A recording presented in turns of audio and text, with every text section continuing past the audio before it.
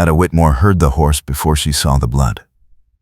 The animal stood wild-eyed in her barn doorway, reins trailing, saddle empty, but still warm. She raised the lantern higher, and that was when she saw him, crumpled against the hay bales in the back corner. One hand pressed hard against his ribs, dark wetness spreading between his fingers. He looked up, and she knew his face. Everyone in Red Bluff knew that face.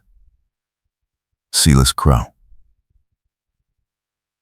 Wanted for bank robbery in 3 counties, maybe worse depending on which story you believed. The man half the town wanted to see hang, and he was bleeding out in her barn. His eyes locked on hers, sharp and fever bright. You going to scream, or you going to let me die quiet? Ada stood frozen, lantern swaying.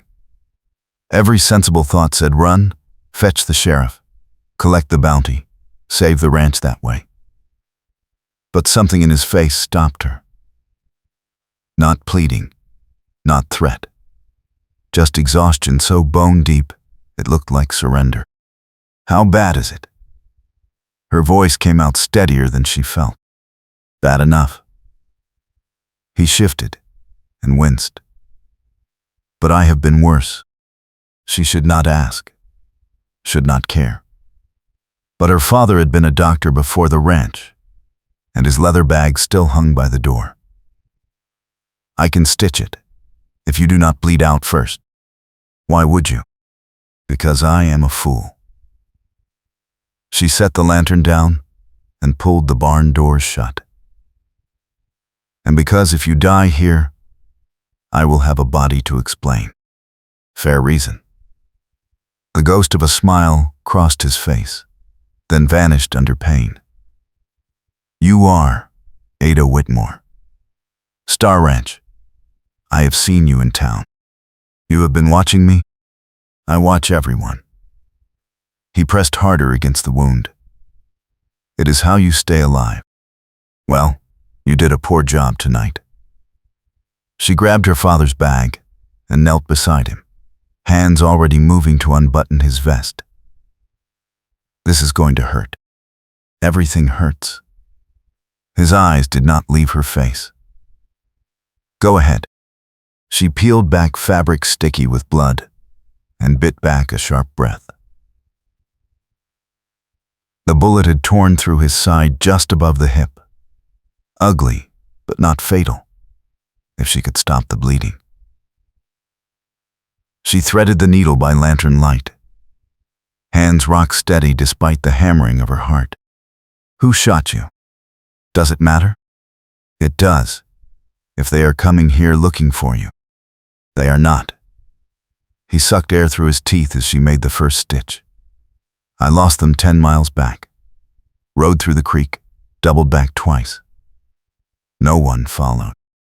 You sure about that? As sure as a man can be with a hole in him. She worked in silence, each stitch precise, her father's training coming back like muscle memory. Silas did not flinch, did not make a sound, but she felt the tension radiating off him, saw the white-knuckle grip on his own knee. You are tougher than you look, he said finally. I have had to be. She tied off the thread and reached for the whiskey she kept for wounds. This is the bad part. Worse than the needle? Much worse. She met his eyes, found them startlingly clear despite the blood loss. Hold still. She poured, and he went rigid, jaw clenched so hard she heard his teeth grind. But he did not cry out. When it was done, he sagged back against the hay, breathing hard. You are Ada swabbed the area and began wrapping clean cloth around his torso. You should rest here tonight. Move too soon, and you will tear it open. I cannot stay. Too dangerous for you. More dangerous if you collapse on my land and I have to drag your body somewhere. She tied the bandage firm. Besides, it is already done. I have already chosen. Chosen what? Not to turn you in. not to let you die. The words hung between them, heavier than she meant them. So you might as well stay till morning. He studied her, something shifting behind those sharp eyes. Why? I told you. I am a fool. She stood, brushed hay from her skirt, tried to ignore the way he kept looking at her, like he could see every lonely year she had survived alone on this failing ranch. And maybe because I know what it is like when no one gives you a second chance. She left him there with a blanket and a canteen, latched the barn from the outside, walked back to the house on shaking legs. Only when she bolted her own door did she let herself feel the magnitude of what she had just done. Harboring an outlaw. If anyone found out, she would lose everything. The ranch, her standing, maybe her freedom. And for what? A stranger with a bullet wound and eyes that looked at her like she mattered. She lay awake till dawn, listening for hoofbeats that never came. When morning light crept through her window, she dressed quickly and crossed the yard. The barn door was still latched. She opened it slow, half expecting him gone. But he was there, sitting upright, color better, gun in his lap. He lowered it when he saw her. Morning. His voice was rough, but stronger. You look less dead. She brought bread and dried apples from her kitchen. Eat. Yes, ma'am. He took the food, tore into it like he had not eaten in days. Probably he had not. When you are strong enough, you ride out. She kept her tone brisk. And we never speak of this. Agreed. He paused. For what it is worth, I am not what they say. Then what are you? A man who made bad choices and worse enemies. He met her eyes. But I never killed anyone who did not draw first. That is a low bar. It is the only one I have. He handed back the empty plate. Thank you, Ada Whitmore. I will not forget this. See that you do forget it. If anyone asks, you were never here. Understood. But something in his face said he would remember. Said he already was remembering her in a way that made her chest tight. She left him to rest, threw herself into morning chores, mucked stalls and hauled water, and tried not to think about the wounded outlaw in her barn or the way his voice had curled around her name. By midday he was gone. Barn empty except for a neatly folded blanket and $5 silver tucked underneath. She pocketed the coins, told herself it was over, told herself she would never see Silas Crow again. She was wrong. 3 days later, she rode into Red Bluff for supplies and found the town square buzzing. A new notice tacked to the board outside the general store. Amos Fletcher, the bank president and the richest man in the county, had bought up water rights to the creek that fed half the small ranches in the valley, including hers. Ada stared at the notice, cold spreading through her gut. Fletcher was squeezing them out. Pay his price for water or watch the land turn to dust.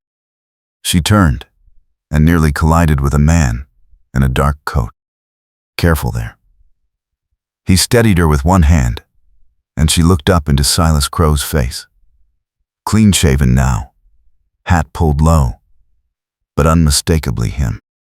Her heart kicked. What are you doing here? Same as you. Reading bad news. He nodded at the notice. Fletcher is making his move. You know about this? I know Fletcher. Silas's voice dropped. And I know he does not stop at water rights. Then you should ride out before someone recognizes you. Maybe. But his eyes held hers. Or maybe I owe you. And maybe Fletcher is exactly the kind of man I have a problem with. Ada pulled away from his touch, pulse racing. I did not ask for your help. No. But you are going to need it. He tipped his hat and walked away before she could argue, disappearing into the crowd like smoke. She bought her supplies with shaking hands, rode home under a sky gone hard and pale. That night, she lay awake again, this time thinking not of blood and bandages, but of the way Silas had looked at her in the town square. Like she was someone worth protecting. Like he had already decided. 2 days later, her fence line was cut. 50 feet of wire pulled down, posts yanked crooked. Cattle wandered onto Fletcher's adjoining land, and by the time she rounded them up, Fletcher's foreman was waiting with a fine for trespassing livestock. Accident, she said tightly. Expensive accident.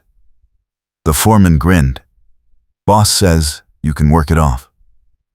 He is hiring hands. I run my own ranch. For now. He rode off laughing. Ada stood in the dust, fury and helplessness twisting in her chest. She had no money for fines.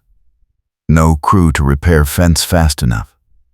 No leverage against a man like Fletcher. She walked back to the barn to grab tools and found Silas already there.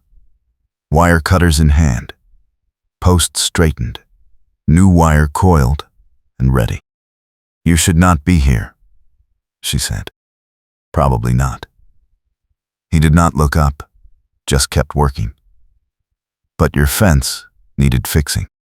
How did you even know? I told you. I watch.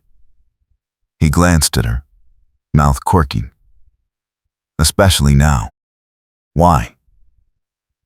The question came out sharper than she meant. Why do you care what happens to me? Because you did not turn me in when you had every reason to. He drove a post deep with 3 hard strikes. And because I know what Fletcher does to people who cannot fight back. And what is that? He crushes them. Silas straightened, wiped sweat from his forehead. Takes their land, their water, their pride. Then he moves on to the next one. So you have history with him. You could say that. Something dark flickered across his face. He killed my brother over a card game. Called it self-defense. No witnesses willing to say different. I am sorry. Do not be. Just let me help you. She wanted to say no. Wanted to keep her distance. Keep her pride. Keep herself safe from whatever storm followed this man. But her fence was nearly fixed, and her options were gone, and the truth was, she had been alone too long. All right. But this does not make us partners. No, ma'am. Just neighbors. He almost smiled. Neighbors who occasionally mend fence together. They worked side by side until the sun dropped low and the wire was strung tight. Ada's hands ached and her back hurt, but the fence stood solid. Thank you, she said finally. You already thanked me. He handed her the wire cutters. I am just paying my debt. I think we are even now. Not even close. He looked at her, and the air shifted, charged with something she did not want to name. But I will keep trying. He left before full dark, but she found him back the next morning, repairing the gate latch she had been meaning to fix for a month. The morning after that, he showed up with lumber to patch the barn roof. You cannot keep doing this, she said. Doing what? Fixing my ranch. Why not? He hammered a nail clean through.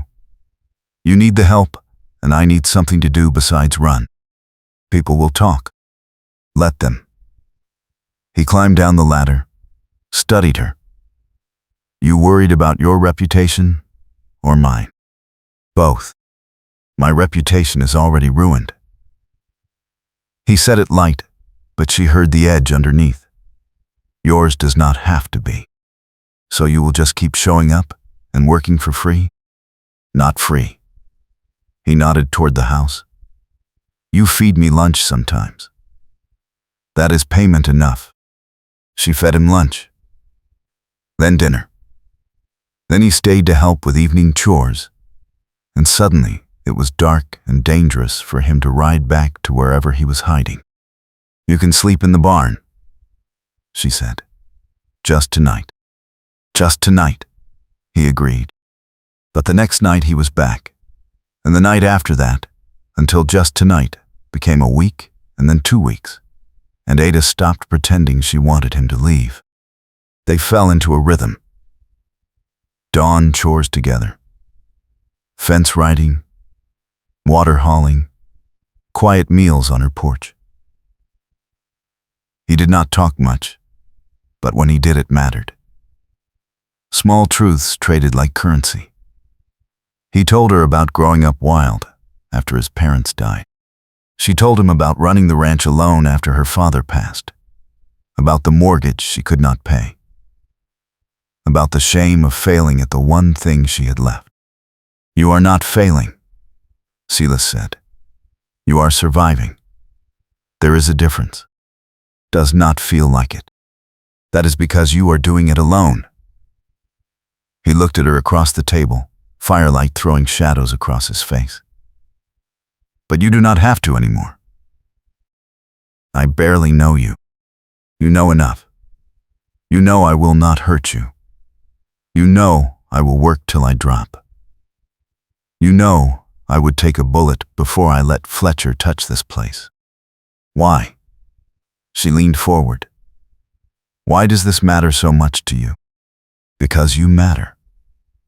He said it plain, no flourish, just fact. And because I have spent 10 years running and I am tired. This place feels like something worth staying for.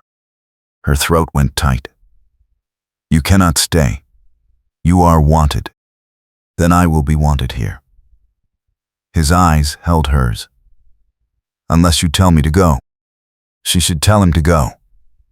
Should protect herself, her ranch, her foolish heart that was already leaning toward him like a plant toward light. But the words would not come. I will not tell you to go. Good. He stood, cleared the plates, and the moment stretched fragile and precious between them. That night she lay awake and admitted the truth she had been avoiding. She was falling for Silas Crow, falling for an outlaw who fixed her fences and looked at her like she was the only solid thing in his world. It was reckless and impossible, and she could not stop it. The next morning, Fletcher's men came. 3 of them, riding hard into her yard, foreman in the lead. Ada stepped off the porch, rifle in hand but not raised. Silas appeared from the barn, face carefully neutral. Miss Whitmore. The foreman tipped his hat, mockery clear. Mr. Fletcher wants to discuss water terms. I do not have anything to discuss. That is unfortunate. The foreman glanced at Silas. Who is this? Hired hand, Ada said quickly. That right? The foreman studied Silas too long. You look familiar. I have a common face. Silas kept his voice flat. Unremarkable. Maybe. The foreman turned back to Ada. Mr. Fletcher says you owe 3 months' water fees. Pay up or lose access. I cannot pay 3 months. Then you lose the water. Simple as that. He smiled.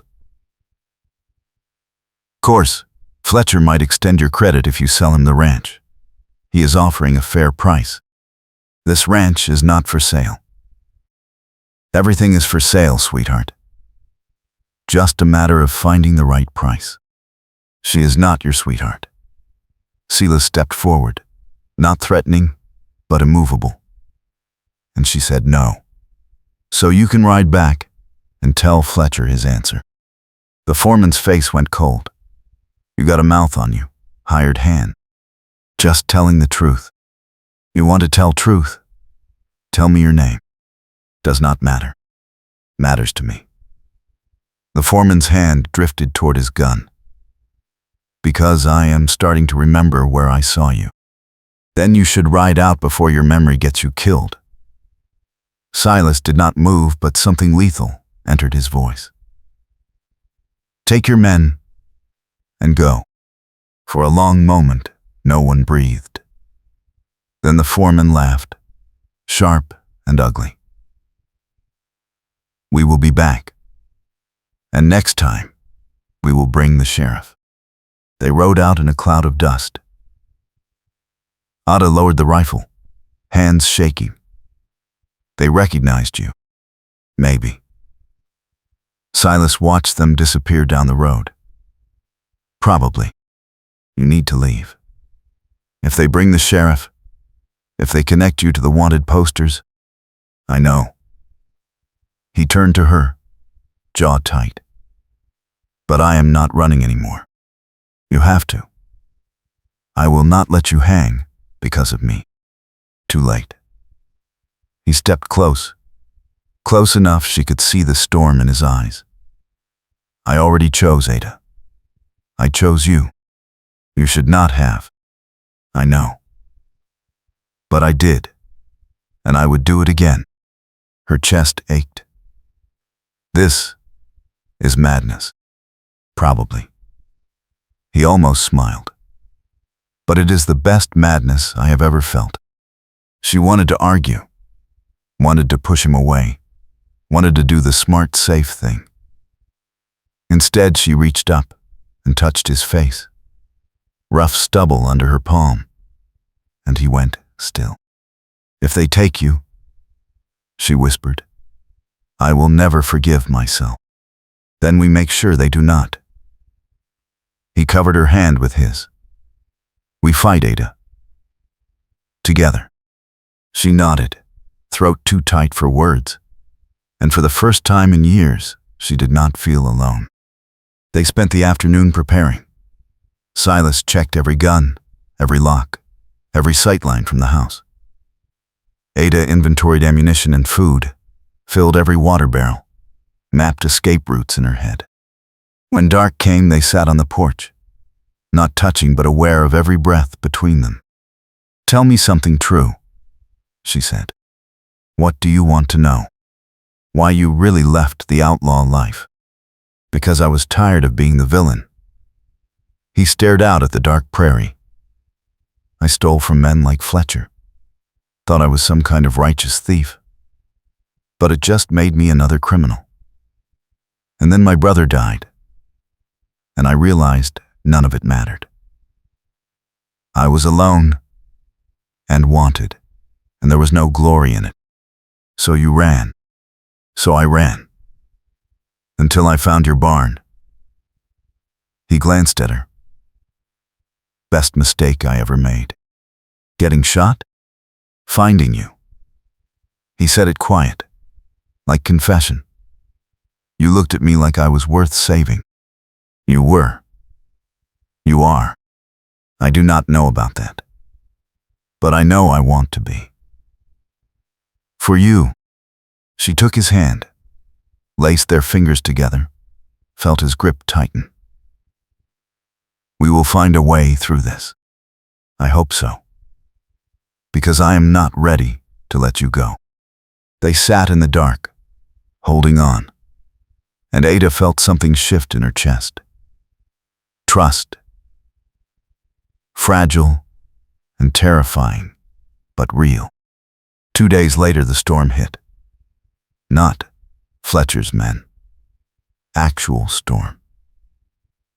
Sky went black at noon. Wind howling across the valley like a living thing. Ada and Silas raced to get the cattle into the near pasture. Secure the barn. Shutter the windows. The rain came sideways, brutal and cold. Thunder cracked so loud it shook the house. And then through the roar, Ada heard splintering wood. The barn. She ran for the door, but Silas caught her. Too dangerous. I have to check the animals. I will check. You stay here. We go together. She shoved past him into the storm. They fought through wind and rain to the barn. The door hung crooked, roof sagging where a beam had cracked. Inside, the horse screamed, wild with fear. Silas grabbed the halter, trying to calm her, while Ada checked the damage. Beam is cracked clean through. She had to shout over the wind. If it goes, the whole roof comes down. Can we brace it? Maybe. If we had time. Another crack of thunder, and the beam shifted, groaning.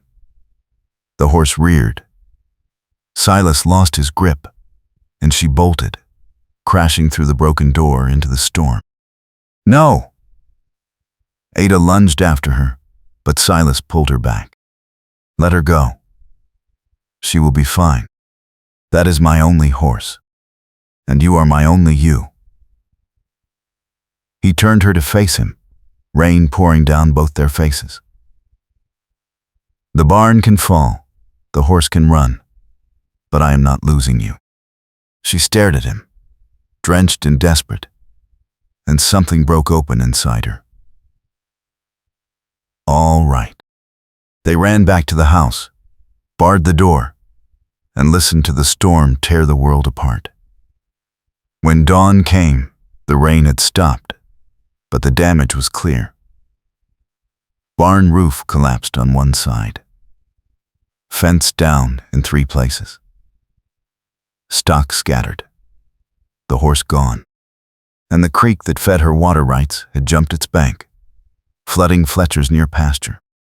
Ada stood in the mud and wanted to scream. This would ruin her.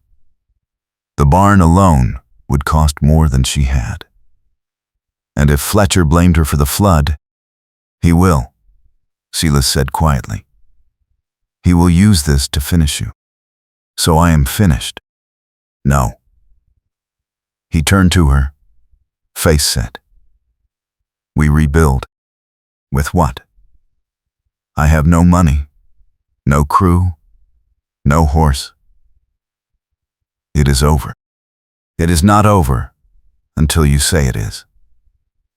Silas gripped her shoulders. I know men in town who owe me favors. I can get lumber, help, supplies. We can fix this. In exchange for what? Turning yourself in? No. In exchange for finally taking down Fletcher. Her heart stopped. What are you talking about? I know where Fletcher keeps his records. Account books, water rights deeds, proof of every shady deal he has ever made. We get those books. We end him. That is insane. That is suicide. Probably. But it is also the only way you keep this ranch. He searched her face. And it is the right thing to do. You will be caught. Maybe. Or maybe I will finally do something good with this wasted life. He almost smiled. Either way, I am tired of running. Silas, these you moored respust, len Silas, to clast around her. In this stress to winder whither a notcher him, but where there is this place where a lost a wilded white, out lamp tired, cone like dranding a tensi caldenem. I'll at halmidas down had delco at a card coin. I am doing this, Ada, with or without you. But I would rather it be with. She closed her eyes, felt rain-soaked exhaustion and fear, and something fiercer pulling at her. If we do this, we do it smart. No heroes, no unnecessary risks. Agreed. And you do not die. That is the rule. You do not get to save me and then die. I will do my best. He pulled her close, rested his forehead against hers. You are the first good thing I have had in 10 years. I am not throwing that away. They planned it carefully. Fletcher kept his records in a safe in his study. Wednesday nights he played cards at the saloon, house mostly empty. Silas knew the layout from years ago when his brother worked there briefly. 2 days to prepare. Ada sold her last jewelry to buy provisions. Silas called in favors, gathered tools and backup plans. They worked together in tense silence, both knowing the risk. The night before, Silas found her on the porch, staring at the broken barn. Having second thoughts? Constantly. She glanced at him. But I am out of better options. If this goes wrong, you run. Promise me. I do not run. Ada. His voice went hard. Promise me. You do not go down with me. Fine. I promise. She turned to face him. But you promise me you come back. Because I am not done with you yet. Not done with me? Not even close. She stepped into his space, heart pounding. I think I might be falling in love with you, Silas Crow. And I need you alive to figure out what that means. He went very still. You are? Probably. She tried to smile. Unless you have a problem with that. No problem. He cupped her face, thumb brushing her cheek. No problem at all. Good. Ada. He said her name like prayer. I do not deserve you. Probably not. But you are stuck with me anyway. Best thing I ever been stuck with. He kissed her then, slow and careful, and full of everything they had not said. She kissed him back, tasting rain and hope and the edge of something that felt like forever. When they pulled apart, his eyes were bright. We are going to make it through this. Promise? These are Nord are supposed to betray what see us. Celeste the Rounder. Like you mentioned in the story, where there are not him. Their muff place were lost and lost white. Promise? Cone like dranding a tensi her. Promise? Cause climb pek most bows. Promise.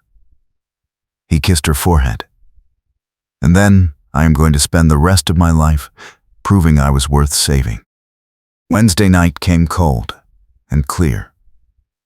They rode double on Silas's horse into Red Bluff, left the animal tied 2 streets over, approached Fletcher's house from the back. Lights blazed in the saloon down the street. Fletcher's study window was dark. Silas picked the lock in 30 seconds. They slipped inside, moved through shadows to the study. He worked the safe while Ada kept watch at the door. Got it. He pulled out 3 ledgers, flipped through pages. This is everything. Water rights bought under false names, bribes, threats. He ruined 20 families. Can we prove it? Every transaction is documented. This will bury him. Then let's go. They made it to the back door before they heard voices. Fletcher, home early. Foreman with him. Ada's pulse spiked. Window, Silas whispered.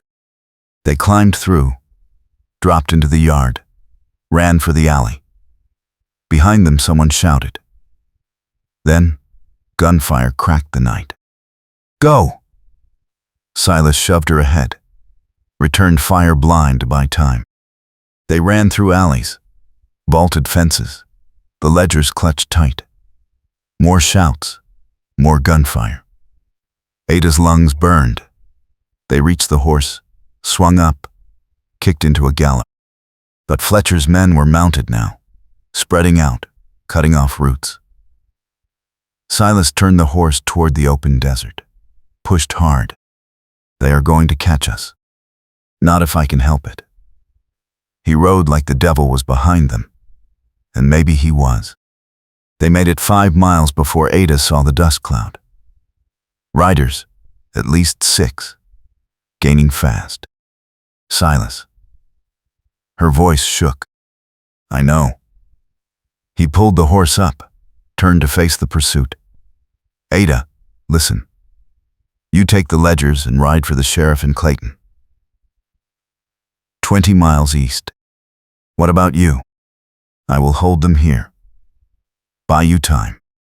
No. Absolutely not. Ada. Kay and adored was supposed between, watching for self-times and a still round her health. 2 months bees, and then Tories were not her hearsent, or where there is his place, where a lost wabs boke, logibus and tal lamp time.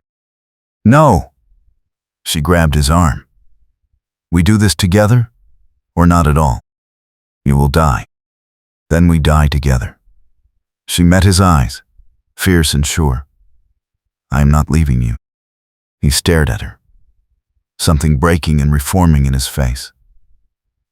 Damn it, Ada. Damn it, Silas. She gripped the reins. Now ride. They rode. But the pursuers were faster, closing the gap. Silas fired back, slowing them, but they kept coming. And then Ada saw the ridge. Narrow pass, steep drop on one side. Dangerous but defensible. There. She pointed. They made the pass with seconds to spare. Dismounted, took position behind rocks. Silas handed her a rifle, checked his revolver. How many bullets? Enough. The riders came on hard, then slowed as they saw the pass. Fletcher's foreman called out, Give up the books, Crow.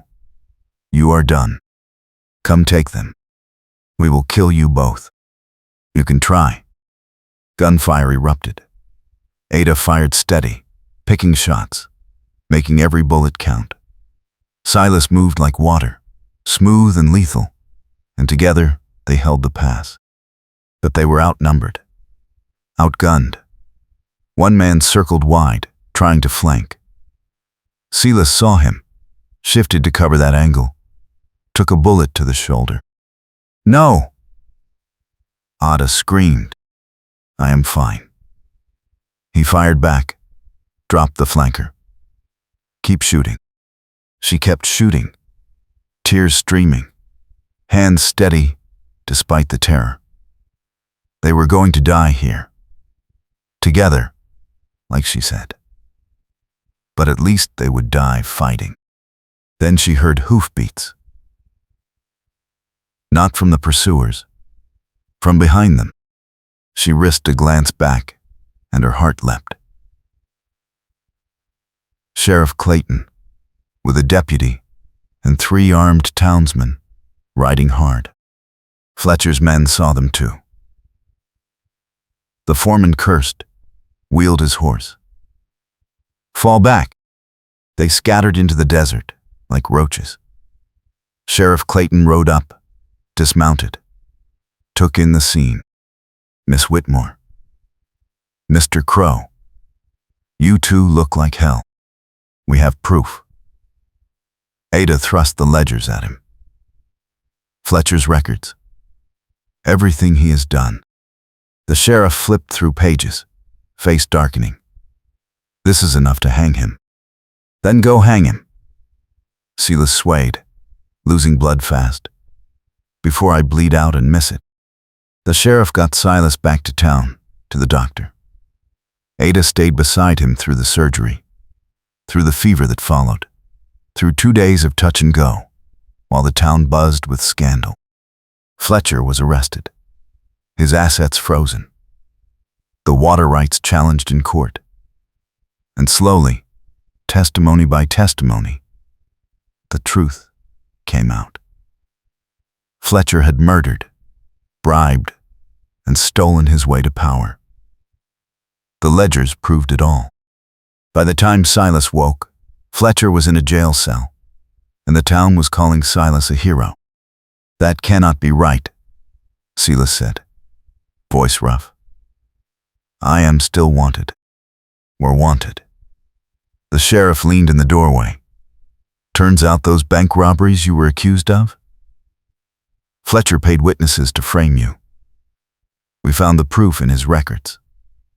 You are cleared. Cleared. Completely. You are free, Crow.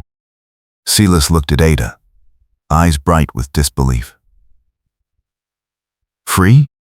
Free. She gripped his hand, smiling through tears. No more running.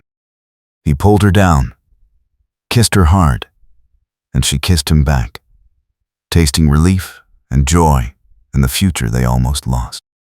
The town helped rebuild her barn. Fletcher's land was divided among the families he had ruined. Water rights restored.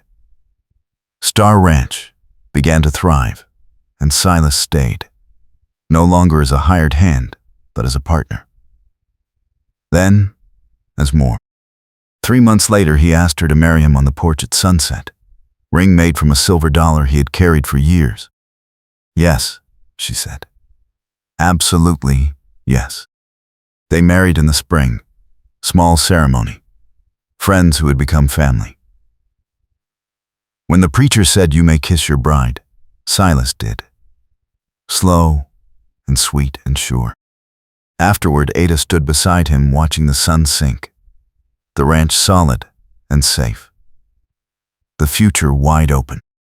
You saved me, she said. No. He laced their fingers together. You saved me first. I just returned the favor. They worked the ranch together, side by side, sunrise to sunset. Built a life from sweat and trust, and the kind of love that grew stronger under pressure. On hot afternoons, they rested on the porch, her head on his shoulder, his hand in her hair. Tell me something true, she said one evening. I love you more every day. He kissed her temple. And I still cannot believe you let me stay. I did not let you stay. You earned it. Best thing I ever earned. She smiled against his chest, listened to his heartbeat, felt the peace she never thought she would find. No more running, no more fear. Just this man, this ranch, this life they built together. The sun set slow and golden. Somewhere in the distance, cattle lowed. A hawk circled high and lazy. And Ada Crow, formerly Whitmore, sat beside her husband and felt something she had not felt in years. Home. Summer turned to fall. They added a room to the house, expanded the herd, planted a kitchen garden. Silas proved to have a gift for breaking horses, gentle but firm, and soon neighboring ranches were paying him to work their difficult stock. You have gone respectable, Ada teased. Terrifying, is it not? He grinned, pulling her close. Next thing you know, I will be on the town council. Please do not. I will not. But I might fix the church roof. Preacher asked. Look at you. Outlaw turned carpenter. Reformed outlaw. He kissed her. There is a difference. She laughed. And it felt easy, natural. The kind of laughter that came from safety. They had built this. Together. One October morning, Ada woke feeling strange. Not sick, just different. She said nothing at first, waiting to be sure. By the end of the month, she knew. She told him at dinner, simple and direct. I am pregnant. Silas went very still. You are certain? I am certain. A slow smile broke across his face. Wonder and joy, and something almost like fear. We are having a baby. We are. He stood, pulled her up, held her like she was made of glass. Ada. His voice cracked. I do not know how to be a father. Neither of us knows.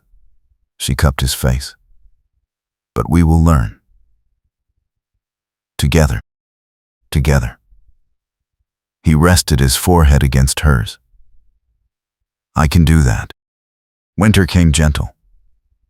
Silas built a cradle from oak, sanded it smooth, carved stars along the rails. Ada sewed tiny clothes, stitched quilts, felt the baby grow strong and active inside her. On a clear February morning, with the midwife and Silas both gripping her hands, Ada delivered a healthy baby girl. Dark hair, fierce lungs, her father's eyes. Silas held his daughter like she might break. Tears streaming. She is perfect. She is. Ada smiled, exhausted and euphoric. What should we call her? Hope. He looked at Ada. Because that is what you gave me. Hope Crow. Ada tested the name, felt it settle right. Perfect. Spring returned. The ranch flourished. Hope grew fast and bright, her laughter filling the house. Silas was a patient father, gentle but firm, teaching her to walk, to ride, to love the land. On her second birthday, they held a small celebration. Friends came, brought gifts, stayed for supper. And as the sun set and guests departed, Ada stood on the porch with Silas, Hope asleep on his shoulder. Happy? She asked. More than I deserve. He kissed Hope's head, then Ada's. But I will take it. Good. Because I am not letting you go. Would not dream of it. He smiled. You are stuck with me, Ada Crow. Best thing I ever been stuck with. They stood together in the fading light, a family forged from danger and trust and love that refused to quit. The ranch stretched green and prosperous around them.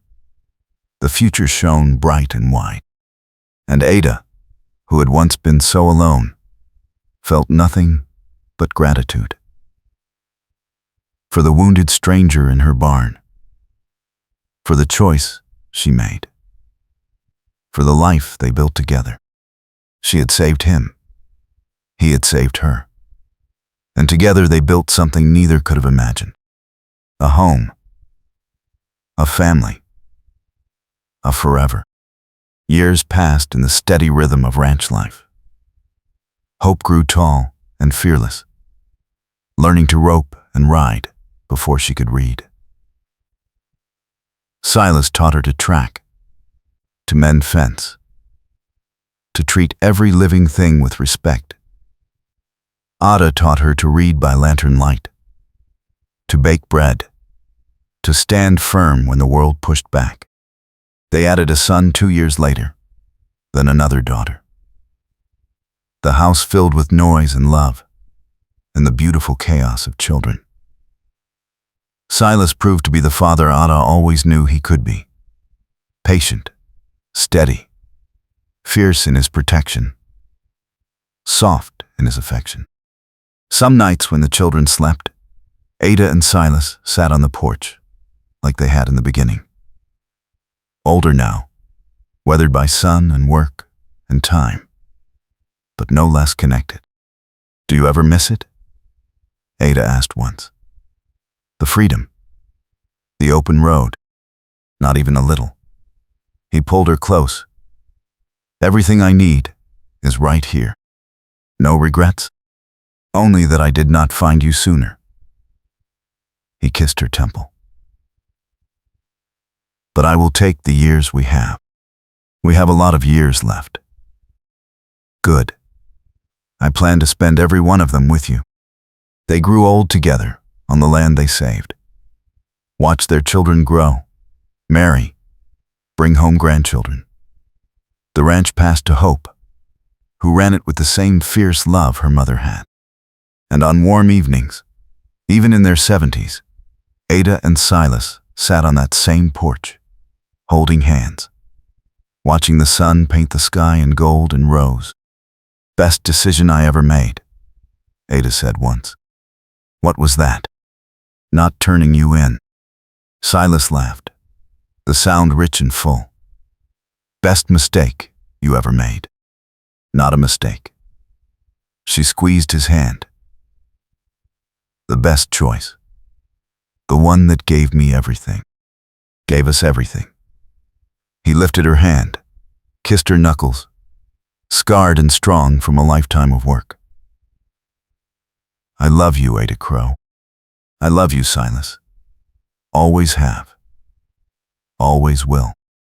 They sat in comfortable silence, the kind that came from decades of trust, and watched the sun sink below the horizon. The land stretched wide and green. The house stood solid. The family thrived. And two people who had once been broken and alone had built something beautiful. Something lasting. Something worth every risk they took to find each other. The stars came out one by one. Somewhere a coyote sang. And Ada Crow rested her head on her husband's shoulder and felt nothing but peace. This was the life they chose. The life they built. The life they earned. And it was enough. More than enough. It was everything.